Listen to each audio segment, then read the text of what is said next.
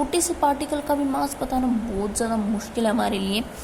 However it is convenient to compare the mass of any atom with some reference atom.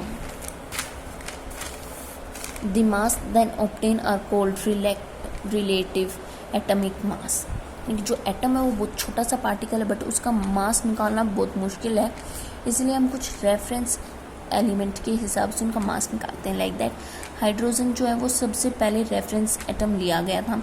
Letter अब small size के कारण क्या है, reference atom क्यों लिए जाते थे, ये चेक करने के लिए अगर उसका मास हाइड्रोजन से ज़्यादा है तो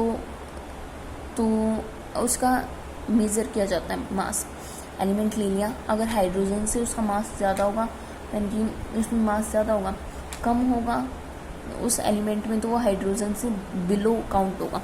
ठीक है, बट जो हाइड्रोजन है उसे क्यों हटा दिया गया, बिकॉज हाइड्रोजन का एटॉमिक मास कितना होता था 2. ठीक है, इसलिए उसे हटा दिया गया. ऑलमोस्ट जितना हम आगे जाते थे हाइड्रोजन बहुत ज़्यादा छोटा रहता था. देन लेटर उसके स्मॉल साइज़ के कारण इस रेफरेंस एटम को हमने चेंज कर दिया. चेंज किसके साथ किया, ऑक्सीजन के साथ. लेटर ऑन 1906 इस ऑक्सीजन को भी चेंज कर दिया. अब भाई ये चीज़ है, ऑक्सीजन का मास तो कितना होता है 16. अब भाई ऑक्सीजन को क्यों चेंज किया इन्होंने, अब ऑक्सीजन में क्या गड़बड़ थी, ऑक्सीजन में तो कुछ गड़बड़ नहीं थी.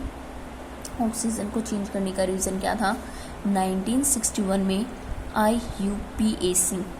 IUPAC की फुल फॉर्म क्या थी, International Union for Pure and Applied Chemistry. ठीक है, इसने क्या किया, इसने isotope of carbon mass number 12 as reference number. thus the atomic mass of an element is relative mass. Its atomic mass is compared with the mass of the atom carbon 12 isotope taken as 12. अब oxygen को क्यों हटा दिया गया, because oxygen की जो isobars थे उनका मास तो नहीं आइसोटोप्स, ऑक्सीजन के भी 2 आइसोटोप्स थे, ऑक्सीजन 16 और ऑक्सीजन 18. उसके कारण ऑक्सीजन को हटा दिया गया. अब भाई नॉर्मल सी चीज़ है, कार्बन के भी 2 आइसोटोप्स हैं, कार्बन 12 कार्बन 14. और IUPAC ने 1916 में क्लियरली ये बोल दिया कि हम अब किसी भी एलिमेंट का अगर मास मेज़र करेंगे किसके रेफरेंस में मेज़र करेंगे, कार्बन 12 आइसोटोप की रेफरेंस में मेज़र करेंगे. उन्होंने मेंशन कर दिया कार्बन 12. ठीक है, अब क्या है, कंपेयर करेंगे वो उसका क्या होगा, relative mass. Its atom compare with the mass of an atom carbon 12 isotope taken as 12U. जो आइसोटोप था वो कैसे लिया गया, 12U. Atomic mass unit, it may be define as 1/12 of the atom.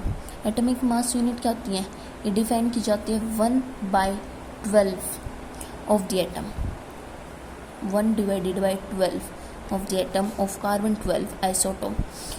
The atomic scale, the IMU, the 12th atomic mass और carbon 12. अब atomic mass को चलो मैं सिंपल लैंग्वेज में बता देती हूँ. एटॉमिक मास क्या है, 1/12.